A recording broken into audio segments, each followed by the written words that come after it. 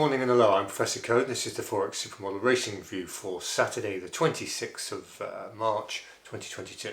Quick look at yesterday's results then for Friday the 25th. We were at Newcastle on the all-weather at 6:45. It was a filter one race, it's a structural style advantage, and we were on two horses. We were on number 2, Bring It On Boris, for 2 places as a sort of a hedge. That came second at 6-1, and we got 7-4 for first or second, so that worked out nicely. But the main bet really was on number 3, Coase, which won at 100-30, but we had 3/4 of a unit on ultimately. We added, as it drifted out initially in the morning, from 4-1 to about 5-1, which we took. And then it came back in the afternoon and early evening, and ultimately won at 100-30. So that was a good result for us. Really pumped the account back up. We're now back up to approximately plus 58 units in profit overall, having had a bit of a pasting for a while, with 8 odds-on favourites beating our horses quite often into second at 10s plus, so 10-1 plus. So anyway, that's where we are there. So good result for us yesterday, and we're going to have a look at today's racing, so don't go away. Right, we're back. We've written up today's racing then for Saturday the 26th. It's the start of the flat on the turf, so it's an interesting day. We've got no filter 1, which is our structural filter. We have an alternate to look at, and we'll talk about that in a minute. It's at Wolverhampton on the all-weather at 8 o'clock. Quite a long wait for that one, and the race really carves up in this following way. It's a median auction stakes, class 5, 3 to 5 year olds, 5 furlongs, 21 yards. It's at Wolverhampton. Wolverhampton's sort of a little bit slower than some of the other courses on the 5 furlong on the all-weather.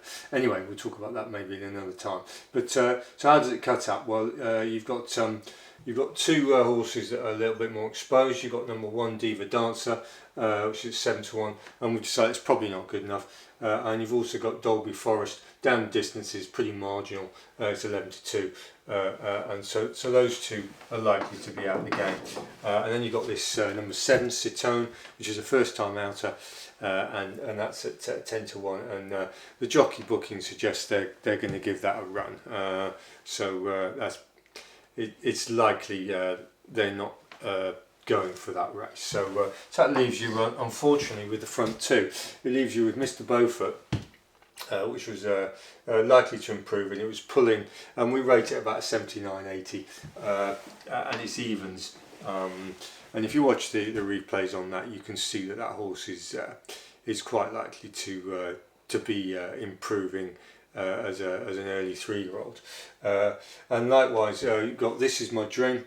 It's been a lot more exposed. It's been running in Dundalk on the all-weather, and it's down in distance. It's a front runner, and it's going to give it a go, and it's got potential, and it's 5-2.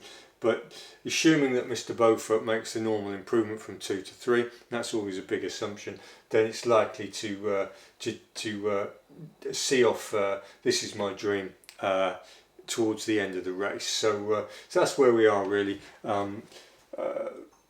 We've pretty much discounted the rest of the field. The market seems to have got it right.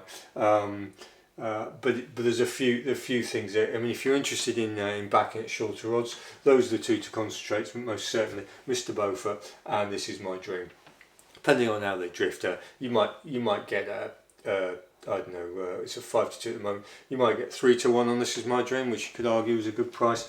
But ultimately, we've got slight preference for Mr. Beaufort. So anyway, we're not going to do a bet today, but we're going to watch it and gear up for tomorrow possibly. So anyway, thanks for watching and goodbye.